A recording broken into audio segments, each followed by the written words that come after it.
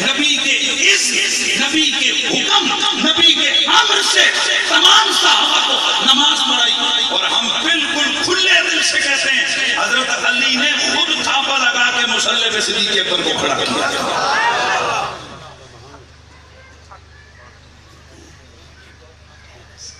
بسم اللہ، ذہن آگے بات۔ مصلی رسول پر ابو بکر صدیق کھڑے ہوئے تو کس نے؟ مولا علی نے خود پکڑ کے آگے، اور ساتھ فرمایا جب تجھے اللہ کے رسول نے مصلی دیا تجھے پیچھے کون کر سکتا ہے؟ میں صدقے جاؤں، ہمیں یہ بات بھی یاد ہے کہ حضور کے مصلی پہ ابو بکر صدیق کھڑا ہے، لیکن ہم نے ابو بکر صدیق کی نماز بھی دیکھی ہے۔ ابو بکر صدیق نے اپنی نماز کے اندر جب نماز کو ختم کرنے کے قریب ہے تو کیا پڑھا تھا؟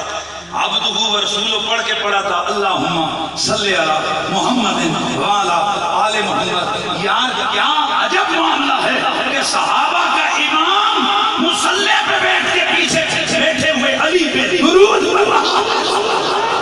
تو ہمیں مصلی امامت صدیق بھی یاد ہے، اور صدیق اکبر کی نماز میں آل محمد پہ درود بھی یاد ہے، اس لیے ہم مصلی والوں کو بھی سلام کہتے ہیں، درود والوں کو بھی سلام کہتے ہیں۔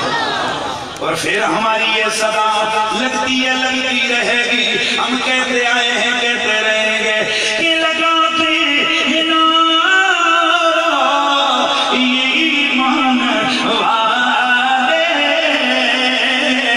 نبی جی ہمارے